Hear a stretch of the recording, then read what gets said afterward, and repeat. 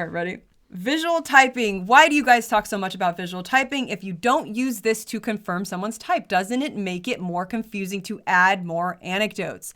So I've really wanted to talk about this for a long time because this is absolutely something that we do bring up a lot. And it's something that came up as a weird, interesting data point that happened after we did so many people's typings. This wasn't like the first thing. We weren't matching people's faces in order to type them. It's just we typed a lot of people. Then we started getting their pictures. And then magically, once you get to 512, a lot of people do start looking really similar. Right. So you have these two types here. This is actually a really good example of where this happened to me. When I first saw Wes Watson, I instantly stereotyped him as, oh, this is a double masculine ESTP. This is what so many of them look like. They're all big like that. They're all tatted up. They even do their hair like that with the goatee. And I'm just like, this should be so easy. Typing him should be a breeze.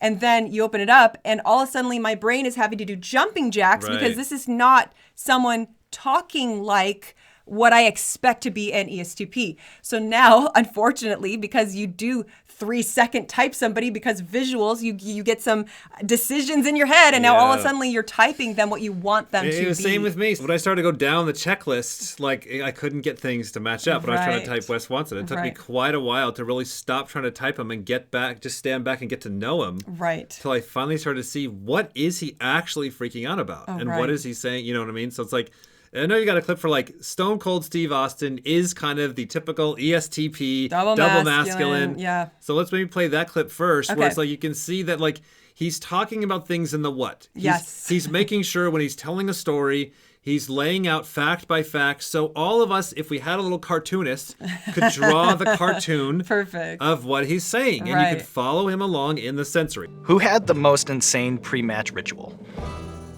I don't know who had the most insane, but who had the simplest was Jake the Snake Roberts. Because it's back in the day when he carried the snake in the bag, the snake would be laying on, say, a trash can with a flat top, or maybe on the floor. And Jake would be walking around, he never went to the gym, and he'd be smoking a cigarette. And all of a sudden, they'd hit Jake's music. He'd take a final drag off that cigarette, crush it out with his foot, throw the snake over his back, and just walk to the ring. No warm-up, no nothing. That's how he did it, dragging on a cigarette. And once Jake got in the ring, he commanded your respect, and he had this presence about him, and he's one of the most economic, efficient workers out there where he didn't do a whole lot, but everything he did meant something, and he was always working for that DDT. So he was phenomenal in that right, but the simplicity of his warm-up routine would stand out more than the craziest routine that I can think of. Okay, that's really good. That's a very good example. Okay, so now let's watch Wes Watson. So you're going to think, I'm going to be able to perfectly follow this person in the details, in the data, in the what are you talking? Please give me the sensory. I don't know what the hell he's talking about half the time. Right. All right, so let's take a look. And when you're watching him, also look for that, okay, am I listening to somebody that is over the hell doing details? Or am I now chasing abstract? I'm in some kind of conceptual communication. 90% of you motherfuckers wouldn't even be having a problem right now. You would have been fucking living life, like I said, as preparation and taking precautions for this time. I don't give a fuck about your circumstances. I could find the holes and the gaps and the fucking missteps in your fucking current circumstances, regardless of how they were, so you could have prepped for this. I could.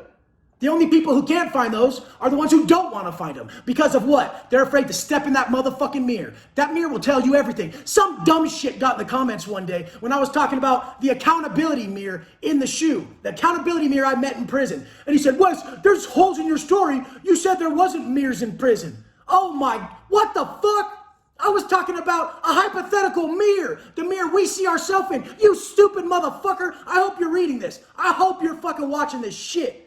Fuck! That is a good example of intuition's savior raging at the sensory.